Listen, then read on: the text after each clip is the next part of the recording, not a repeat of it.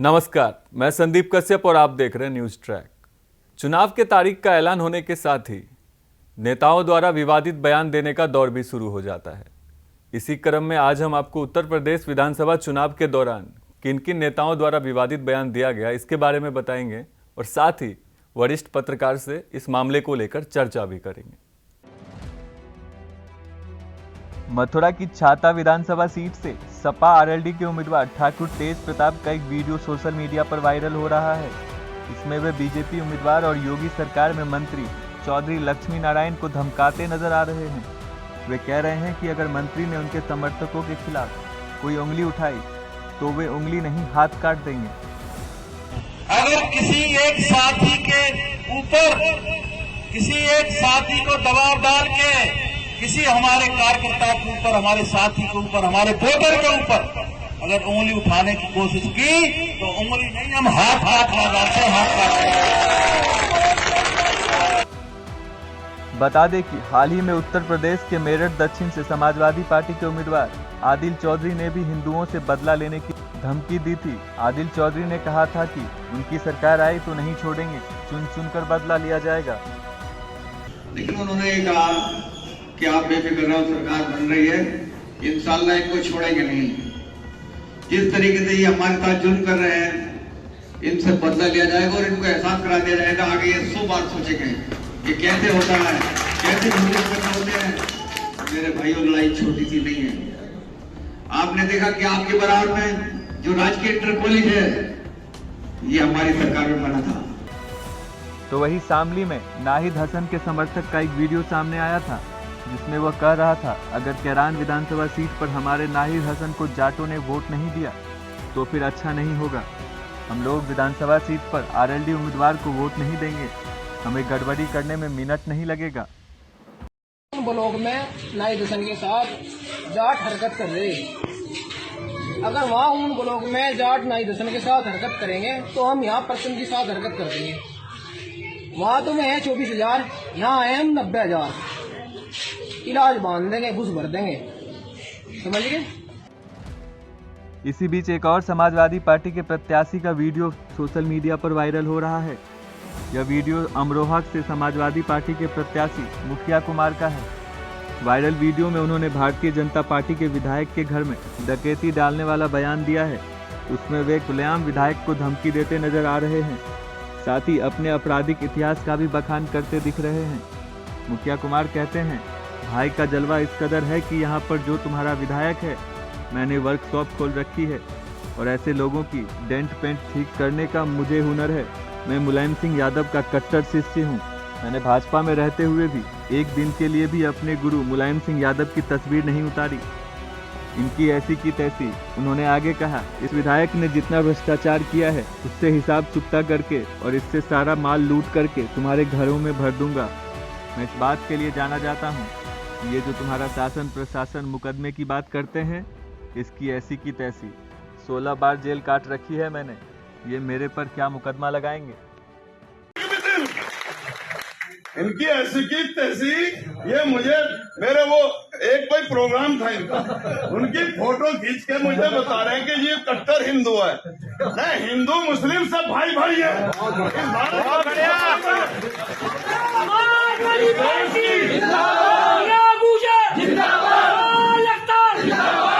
तो मैं तो इसने जो विधायक है, इसने जितना भ्रष्टाचार करा है, इससे हिसाब चुकता करके और इससे सारा माल लूट के तुम्हारे घरों में पहुंचाऊंगा। इस बात के लिए करना चाहता हूँ। और ये जो प्रशासन शासन मुकदमे की बात करे, इनकी ऐसी की तैसी 16 बार जेल काट रखी है मेरे पे। ये मेरा मुकदमा लगाएंगे। तो कहने का मतलब ये है, एक ध्यान रखना बस। बीजेपी के कानपुर की किदवई नगर सीट से विधायक महेश त्रिवेदी का भी वीडियो सोशल मीडिया पर वायरल हो रहा है। इसमें वे विवादित बयान देते नजर आ रहे हैं। महेश त्रिवेदी वीडियो में अपने समर्थकों से कहते दिख रहे हैं कि मैं सभी से निवेदन करता हूं कि जो लोग एक तरफा बात करते हैं, जो सत्ता का दुरुपयोग करते हैं, उन्हें लाठियों और चप्पलों से पीटते रहो, लेकिन बंदूक से मत मारना, बाकी मैं सब संभाल लूंगा। तो हम आप लोगों से आह्वान करेंगे कि इस बार जो आतताई लोग हैं, जो एक तरफा बात करने वाले लोग हैं, जो ताकत का दुरुपयोग करने वाले लोग हैं, लाठी डंडे चप्पलों से मारो बस गोली न मारना, और हम सब देखेंगे, हम सब लोग देखेंगे। मतलब किसी का भी दबाव अब नहीं रहना चाहिए। बीजेपी प्रत्याशी प्रशांत गुज्जर का एक वीडियो सोशल मीडिया पर वायरल हो रहा है। इसमें प्रशांत एक सभा में मतदाताओं को लुभाने के लिए ये कहते सुनाई पड़ रहे हैं, जब वे धर्म के इतने कट्टर हैं तो हमें भी होना चाहिए। अब तो आमने सामने की लड़ाई है, समाजवादी पार्टी मुसलमानों की है और भारतीय जनता पार्टी हिंदुओं की। वीडियो में प्रशांत आगे कहते हैं, हम हिंदू का खून है तो हम हिंदू के ही रहेंगे। मैं गुज्जर का खून हूँ तो गुज्जर का ही रहूँगा, चाहे कहीं भी चला जाऊँ। बता दें कि भाजपा के मौजूदा मीरापुर विधायक अवतार सिंह भराना ने इसी महीने आरएलडी ज्वाइन कर ली है। इस बात का जिक्र करते हुए प्रशांत ने कहा कि लोग बोल रहे हैं कि मैं बाहरी हूँ, अवतार सिंह की तरह भाग जाऊंगा, लेकिन मैं यहाँ से कहीं नहीं जाने वाला, तुम्हारे बीच में ही रहूंगा। उनका कट्टर होना चाहिए ना। हम तो आमने सामने की लड़ाई है, समाजवादी मुसलमानों की और भारतीय जनता पार्टी हिंदुओं की। सही सही सही क्यों जी? और हम हिंदू का खून है तो हम तो हिंदू ही रहेंगे। मैं गुजर का खून हूँ, गुजर ही रहूंगा, चाहे मैं कहीं चला जाऊँ। लोग कह रहे हैं कि बाहरी है और उसकी अवतार की तरह भाग जा, नहीं आएगा। कट्टर है तो हमें भी धर्म का कट्टर होना चाहिए ना। मुजफ्फरनगर सदर विधानसभा सीट से बीजेपी के प्रत्याशी कपिल देव अग्रवाल का एक वीडियो सोशल मीडिया पर वायरल हो रहा है। इसमें कपिल देव व्यापारियों को संबोधित करते हुए कह रहे हैं कि देश में 150 करोड़ लोगों को वैक्सीन लग गया है, जिसे नहीं लगवानी वो तो खा ले जहर। और अगर अखिलेश यादव होते मुख्यमंत्री या कोई और होता तो क्या लग जाती वैक्सीन, तो देश में दंगे हो जाते, कत्लेआम हो जाते। पहले मैं लगवाऊंगा, पहले मैं।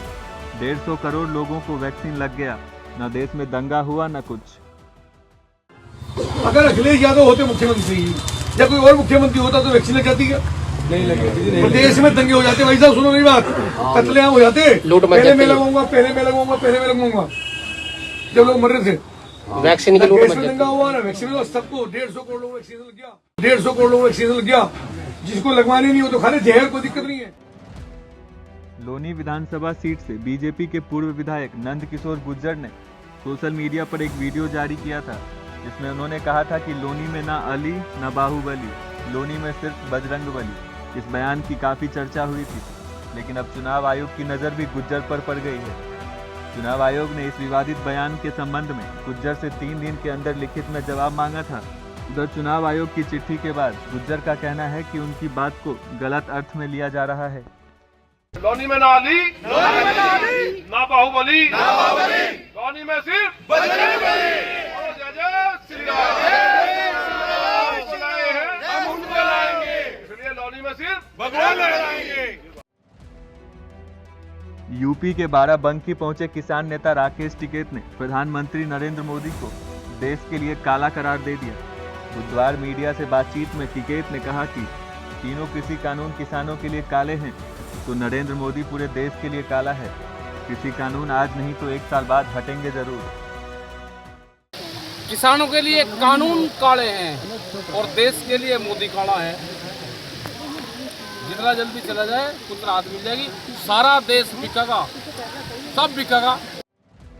समाजवादी पार्टी के मुखिया और पूर्व सीएम अखिलेश यादव का बीजेपी और योगी सरकार पर हमला जारी है।